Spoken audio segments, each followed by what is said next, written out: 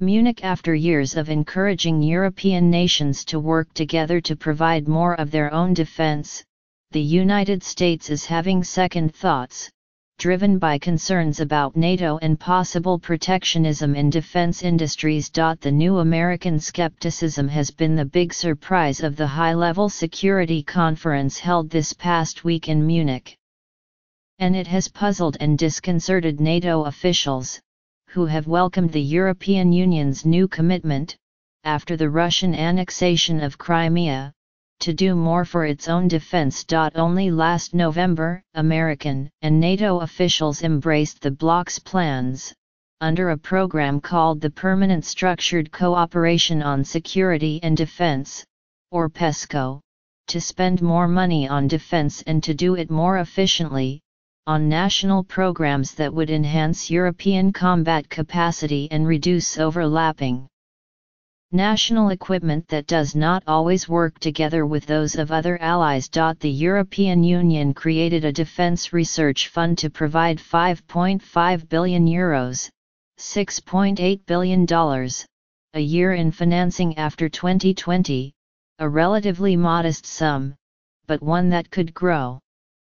As a psychological breakthrough, PESCO and the fund mark a cultural revolution in Brussels, the French defense minister, Florence Parly, said at the Munich conference. The German defense minister, Ursula von der Leyen, said we want to remain transatlantic but also more European, on defense, so that Europeans can shape the international order. The German foreign minister, Sigmar Gabriel, declared that Europe needed a common power project to avoid remaining a vegetarian with a lot of problems in a world of carnivores. But in the past few days, American officials have raised new questions and doubts about these European plans, expressing concerns that they could weaken the NATO alliance and cut out United States military manufacturers from bidding on certain European projects. Last week, the American ambassador to NATO, Kay Bailey Hutchison, warned that Washington did not want PESCO or a new European defense fund to be a protectionist vehicle for EU.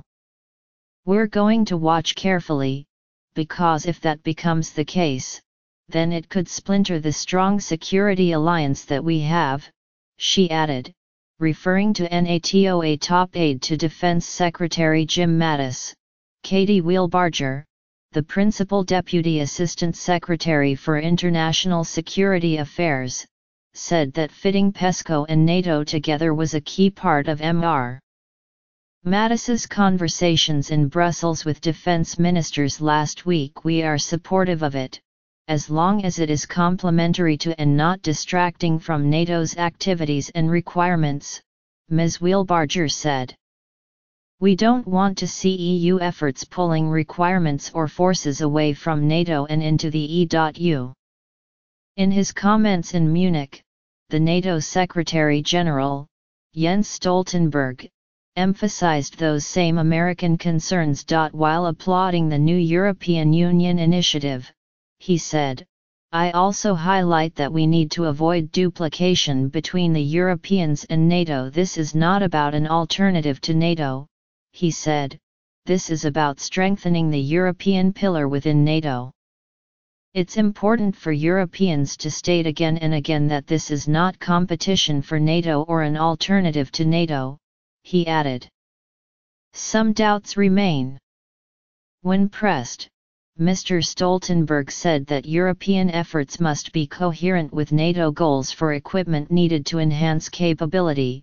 European assets must be available for NATO operations and not reserved for particular European ones, and there should be the strongest possible synchronization with NATO members who are not members of the bloc, because the EU cannot defend Europe by itself. NATO members that are closer to Russia, like Poland, have also expressed concerns that a European Union defense initiative could pull resources away from NATO toward other missions, like France's expeditions against jihadists in North Africa. One senior NATO official, who insisted on anonymity because he is not authorized to speak on the issue publicly, expressed confusion and puzzlement over the sudden shift. The official said these random comments, as he described them, reflected a lack of understanding by the White House of the European project, and he put them down to Mr. Trump's long-held belief that America's allies take advantage of the United States on trade. The American concerns seemed exaggerated, the official said, noting that the European Defense Fund represents less than 1% of the bloc's budget and less than 1% of member nations' current military spending. Daniel Flott, a defense expert with the European Union Institute for Security Studies, a research group, said that he was surprised to hear the return to the language of duplication, which we thought we had put behind us. Looking at the early projects for PESCO, he said he saw no duplication with NATO's. Nicholas Burns, a former American ambassador to NATO now at Harvard, said, "It is a mistake for the US to make this an issue. The real task is getting Europeans to spend more efficiently and usefully on defense," he said, given the threats from Russia. But the EU is incapable of creating a competitive structure to NATO, he added. This conference of transatlantic security experts is the best place for Washington to reassure European allies and send them messages, as Vice President Mike Pence did last year, asserting Mr. Trump's support for NATO and the principle of collective defense, analysts say. But this year, only Mr. Trump's National Security Advisor, Lt. General H.R. McMaster, spoke for the administration, and he said little about Europe.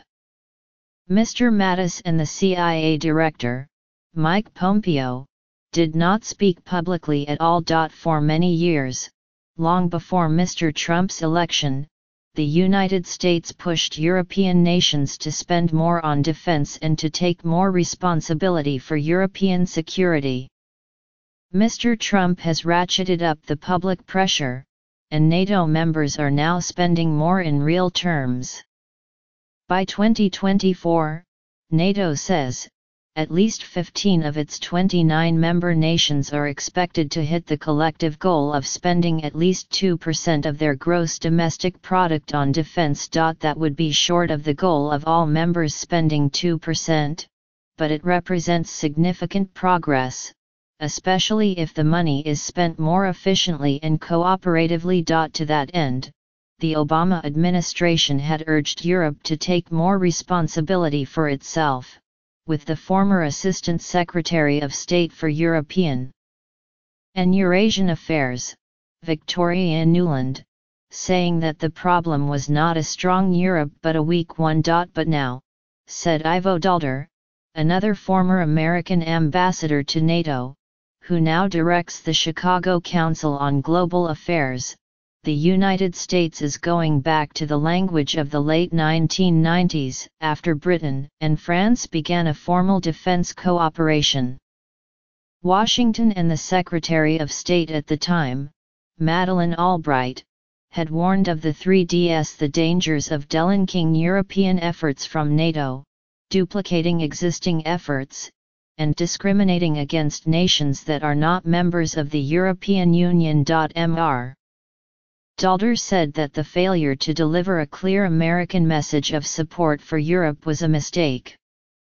The United States should have welcomed the European initiative and increased spending as a plus for burden sharing instead of creating friction, he said. But President Trump and his administration have made it clear that they see a world of competitors, not allies, Mr. Daalder said.